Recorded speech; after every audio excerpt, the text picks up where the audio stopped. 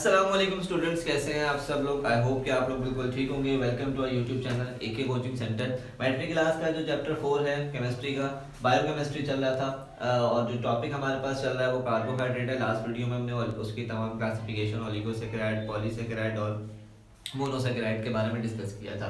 आज हम जो है सोर्सेज ऑफ कार्बोहाइड्रेट और जो है इसकी यूजेस क्या है, इन तमाम चीज़ों के बारे में डिस्कस करेंगे।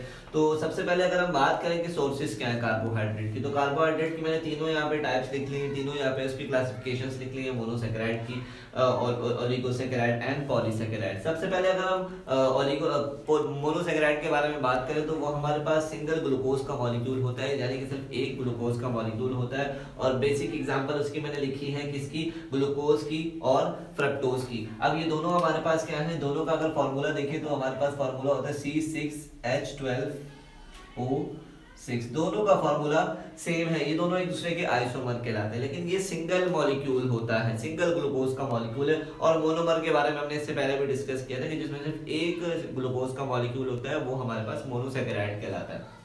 अब इसके सोर्सेज के बारे में बात करें तो मोनोसैकेराइड के जो सोर्सेज है हमारे पास, वो ज्यादातर हमारे पास जो ग्रेप्स के अंदर पाया जाता है, ठीक है, हनी के अंदर, गुआवा के अंदर, और जो स्वीट इन नेचर चीजें होती हैं उनके अंदर हमारे पास क्या पाया जाता है, मोनोसैकेराइड पाया जाता है। और इन तमाम के अंदर सिर्फ सिंगल ग्लूकोज मॉलिक्यूल होता है। अच्छा, ये दोनों आपस में क्या है, एक दूसरे के भाई हैं। सिंपली इन दोनों का जो है जो मॉलिक्यूलर फॉर्मूला है वो बिल्कुल सेम है, इनका सिर्फ जो स्ट्रक्चरल फॉर्मूला है वो डिफरेंट है। सिंपल इसकी एग्जांपल ऐसे ले सकते हैं, आइसोमर की एग्जांपल ऐसे ले सकते हैं कि ये दोनों भाई हैं, ठीक है, इन दोनों के अंदर खून जो है एक ही वालिद, इनके पेरेंट्स का एक ही खून है, दोनों के अंदर खून एक जैसा है, लेकिन दोनों की शक्लें अलग हैं। दैट मींस कि ये दोनों क्या है, आपस में भाई हैं, ठीक है। तो एक दूसरे के आइसोमर है, इनका तो दोनों का मॉलिक्यूलर फार्मूला बिल्कुल सेम होता है और इनका जो स्ट्रक्चरल फार्मूला है तो वो डिफरेंट होता है।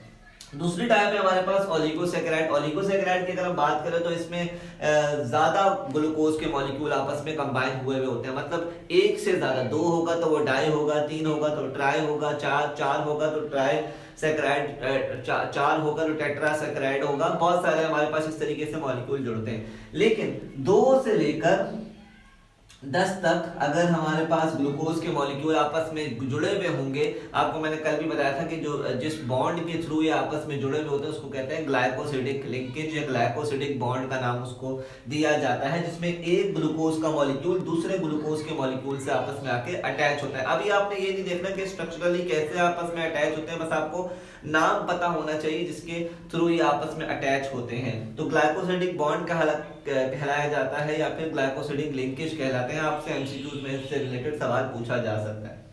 ओलिगोसैकेराइड की अगर हम मिसाल लें तो हमारे पास सुक्रोज है, लैक्टोज है एंड माल्टोज है। ये तमाम क्या है, जब एक से ज्यादा जब ग्लूकोज आपस में कंबाइन होते हैं तो डिफरेंट किस्म के हमारे पास कंपाउंड जो है वो निकल के सामने आते हैं, जिसमें सुक्रोज है, लैक्टोज है, माल्टोज है, ये तमाम हमारे पास निकल के सामने आते हैं। अगर हम एग्जांपल लें, ओलिगोसैकेराइड हमारे पास मौजूद कौन कौन से सोर्सेज के अंदर मौजूद होता है, किन किन तमाम चीजों के अंदर मौजूद होता है, तो हम देख सकते हैं कि यहाँ पे देखिए शुगर केन, शुगर बी, जो हमारे पास जो जैसे गन्ना हो गया, कैरेट हो गई, मिल्क हो गया, वीट हो गया, बार्ले हो गया, जौ वगैरह हो गई, इन तमाम चीजों के अंदर हमारे पास ओलिगोसैकेराइड एक भारी मिकदार में मौजूद होता है, ठीक है।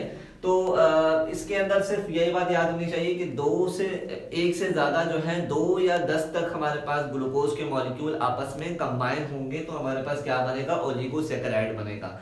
लेकिन जो थर्ड टाइप है हमारी, जिसको कहते हैं पॉलीसैकेराइड, उसके सोर्सेज के बारे में अगर हम बात करें, सबसे पहले तो उसके 10 से ज्यादा मॉलिक्यूल होंगे ग्लूकोज के। 10 से ज्यादा ग्लूकोज के मॉलिक्यूल जब आपस में एक दूसरे के साथ कंबाइन होंगे, जो हमारे पास ग्लाइकोसिडिक लिंकेज बनाएंगे, ग्लाइकोसिडिक बॉन्ड बनाएंगे, तो उसके दरमियान बहुत सारे मॉलिक्यूल होंगे, मतलब 10 से ज्यादा मॉलिक्यूल होंगे ग्लूकोज के, तो उसको पॉलीसैकेराइड कहा जाएगा। अब जो इसके नाम दिए जाते हैं वो सेलुलोज दिया जाता है, स्टार्च दिया जाता है और ग्लाइकोजन दिया जाता है, in the form of cellulose. और स्टार्च और ग्लाइकोजन जो है वो स्टोर होता है इंसान की बॉडी के अंदर या प्लांट्स की बॉडी के अंदर। तो जब भी मैंने आपको कहा था कि कार्बोहाइड्रेट हमारी बॉडी में ज्यादा होते हैं तो वो स्टोरिंग का काम करना शुरू कर देते हैं और बाद में फिर वो हमें एनर्जी प्रोवाइड करते हैं। पॉलीसेकेराइड एक बड़ा मॉलिक्यूल होता है, इसमें बहुत सारी एनर्जी स्टोर होती है in the form of cellulose, starch and glycogen. अगर हम सेलुलोज के बारे में बात करें या स्टार्च के बारे में बात करें तो ये दो वो सोर्सेस है कि जो प्लांट्स के अंदर पाए जाते हैं और प्लांट्स के अंदर इनके थ्रू जो है एनर्जी स्टोर होती है और बाद में जब प्लांट्स को एनर्जी की नीड होती है तो ये स्ट्रक्चर जो है टूटता है और टूट के फिर एनर्जी प्रोवाइड करता है। ग्लाइकोजन इंसानों के अंदर या एनिमल्स के अंदर होता है कि एनर्जी स्टोर होती है और वो फिर बाद में एनर्जी हमें प्रोवाइड करता है। अगर हम बात करें जो है पॉलीसेकेराइड या सेलुलोज हमारे पास कहाँ पाया जाता है, सबसे पहले अगर हम बात करें सेलुलोज की तो सेलुलोज हमारे पास प्लांट की सेल वॉल के अंदर पाया जाता है। प्लांट की सेल वॉल का जितना भी स्ट्रक्चर हमारे पास बाहरी स्ट्रक्चर होता है वो बनाता है हमारा सेलुलोज। इसके अलावा अगर हम बात करें हमारा कॉटन हो गया, इसके अलावा कॉटन हो गया, कॉटन के अंदर भी हमारे पास बहुत भारी मिकदार में जो है सेलुलोज मौजूद होता है। स्टार्च के बारे में बात करें तो स्टार्च जो है हमारे सीरियल फूड्स के अंदर जो सीरियल्स वगैरह हम खाते हैं, इसके अलावा बार्ले जो वगैरह हो गया या फिर पोटैटो के जो पोटैटोज होते हैं उनके अंदर स्टार्च हमारे पास मौजूद होता है। इसके अलावा अगर हम बात करें small amount in the roots vegetable, और जो रूट वेजिटेबल्स होते हैं जैसे कि हमारे पास गाजर वगैरह हो गई या फिर इसके अलावा जो पोटैटो वगैरह होते हैं जो रूट्स के अंदर मतलब जो वहाँ पे उगते हैं उनके अंदर भी जो है काफ़ी भारी मिकदार में जो है हमारे पास पॉलीसेकेराइड मौजूद होता है। तो ये तो रहे हमारे कुछ जो एग्जांपल्स हैं कि जो सोर्सेस क्या है कार्बोहाइड्रेट की। नेक्स्ट अगर हम नेक्स्ट चीज पे चले तो नेक्स्ट है हमारा टॉपिक जो है वो है यूजेस ऑफ कार्बोहाइड्रेट, मतलब कि कार्बोहाइड्रेट का यूज कहां कहां किया जाता है। ठीक है,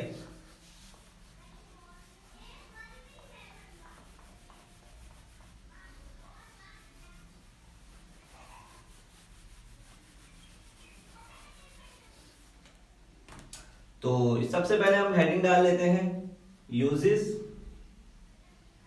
ऑफ कार्बोहाइड्रेट्स।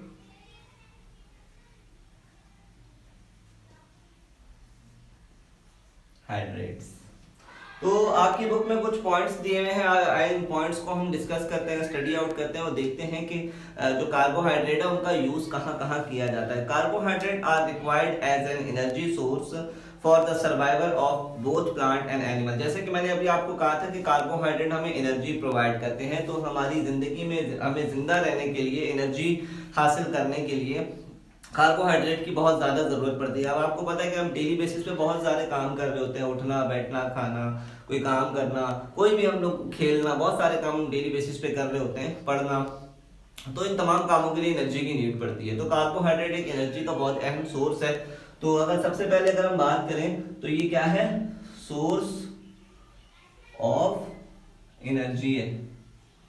ठीक है, इंपॉर्टेंट जो है रिक्वायर्ड एनर्जी सोर्स, बहुत ज्यादा इंपॉर्टेंट का हामिल है एनर्जी सोर्स के लिहाज से। दूसरी अगर बात करें, they sustain the structure of plant, plant के स्ट्रक्चर को जो है ना मेंटेन करके रखता है। अब आपको जैसे मैंने कहा कि सेलुलोज जो है वो कहाँ मौजूद होता है, प्लांट की सेल वॉल बनाता है। ठीक है, तो अगर प्लांट में कार्बोहाइड्रेट ना हो तो वो कभी भी जो सेल वॉल है वो उसको नहीं बना सकता। तो ये क्या करता है, प्लांट के जो स्ट्रक्चर होता है उसको सस्टेन करता है, सस्टेन द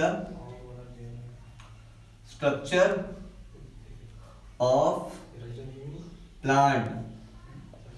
नेक्स्ट है हमारे पास थर्ड टाइप है, carbohydrate is in the form of starch in plant and glucose in mammals से सर्व एज एनर्जी स्टोरेज। अभी मैंने आपको थोड़ी देर पहले भी बताया कि कार्बोहाइड्रेट जो है वो क्या करता है, प्लांट्स के अंदर जो है in the form of starch जमा होता है एज एन एनर्जी स्टोरेज। जाहिर सी बात है, हमें जब एनर्जी हमारे पास ज्यादा एनर्जी हो जाती है तो उस एनर्जी को स्टोर करना पड़ता है ताकि बाद में उसको इस्तेमाल कर सके। तो कार्बोहाइड्रेट क्या करता है, in the form of starch plants के अंदर एनर्जी को स्टोर करता है और जो मैमल्स होते हैं, जो एनिमल्स होते हैं, उनके अंदर जो है ग्लूकोज की शक्ल में अपनी जो एनर्जी है उसको स्टोर करने का काम करता है। ठीक है, they keep our blood sugar level in check, हमारे ब्लड का जो शुगर लेवल होता है उसको मेंटेन करके रखने का काम भी किसका होता है, कार्बोहाइड्रेट का होता है। अब समटाइम आपने देखा होगा कि शुगर बढ़ गई, किसी की शुगर लो हो गई, तो कार्बोहाइड्रेट क्या करता है, हमारे ब्लड का जो शुगर लेवल है ना, तो उसको बहुत ज्यादा देखें, अब कोई भी चीज हो, या तो बहुत ज्यादा हो तब भी प्रॉब्लम होती है, बहुत कम हो तब भी प्रॉब्लम होती है।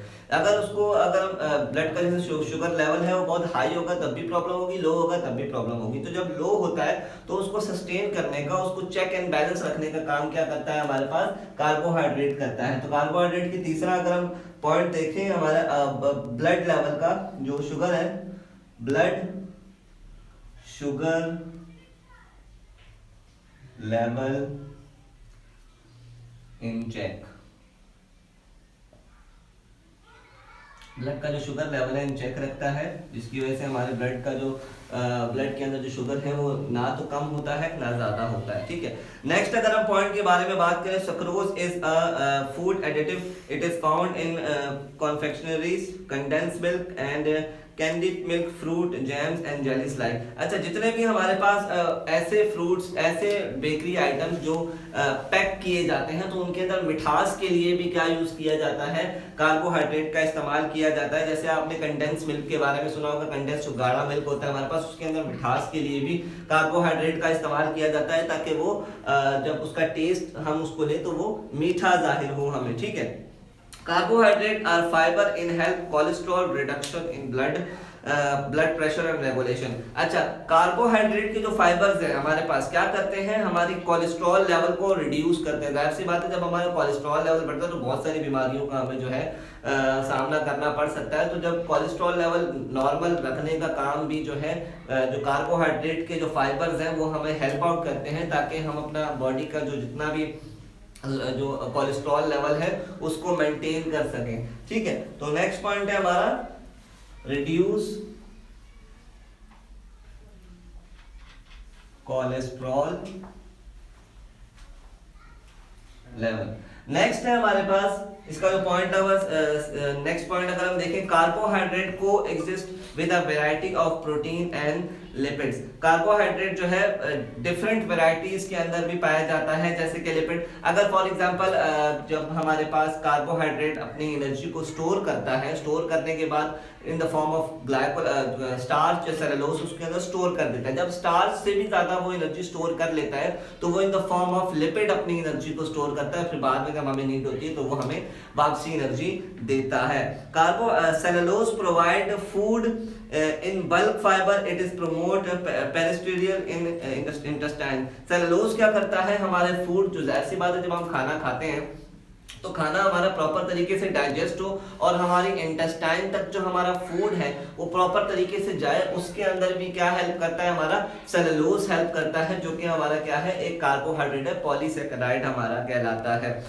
Cellulose is used as a narrow material in a variety of industry include textile and paper। अच्छा, सेलुलोज की अगर हम बात करें तो मैंने सोर्सेस ऑफ कार्बोहाइड्रेट पर भी मैंने आपको बताया था कि सेलुलोज जो है अगर हम देखें तो कॉटन में पाया जाता है, कॉटन के जो कपड़े हम लोग बनाते हैं। इसके अलावा अगर हम देखें तो पेपर की जो पेपर फॉर्मेशन होती है, सफ़े वगैरह जो हम बनाते हैं, उसके अंदर भी अच्छी खासी मिकदार में सेलुलोज मौजूद होता है। तो सेलुलोज क्या करता है, हमारी जो इंडस्ट्री है, इंडस्ट्री के अंदर भी काफी हेल्प आउट करता है, ताकि हमारी इंडस्ट्री ग्रो हो सके और हम डिफरेंट डिफरेंट जो प्रोडक्ट हमें जरूरत होते हैं उसको हासिल कर सकें। ठीक है, अच्छा, इसके अलावा नेक्स्ट पॉइंट है, starch is used to improve writing characteristic of paper by coating and sizing it. अच्छा, पेपर को जो है ना कोटिंग करने का काम, साइजिंग करने का काम भी जो है हमारे पास स्टार्च का होता है, ताकि हमारी राइटिंग बेहतर हो सके, हम उसके ऊपर अच्छा लिख सकें। Starch is utilized in the production of ethanol and laundry. अच्छा, अगर हम देखें तो स्टार्च जो है हमारे पास, अगर हम इथेनॉल की बात करें, डिफरेंट हमारे प्रोडक्ट्स हैं उनके अंदर भी यूज होता है, ताकि हम उसको क्या कर सकें, प्रोड्यूस कर सकें, यूटिलाइज कर सकें। तो इसके अलावा भी बहुत सारी यूजेस हैं, आपके बुक में बहुत सारी यूजेस दी हुई हैं। जब आप इसको पढ़ेंगे तो आपको अच्छे तरीके से अंदाजा हो जाएगा। मैंने तो सारी लिखी भी नहीं है, बस आपको वर्बली बताया है, सारी लिखने की जरूरत भी नहीं थी।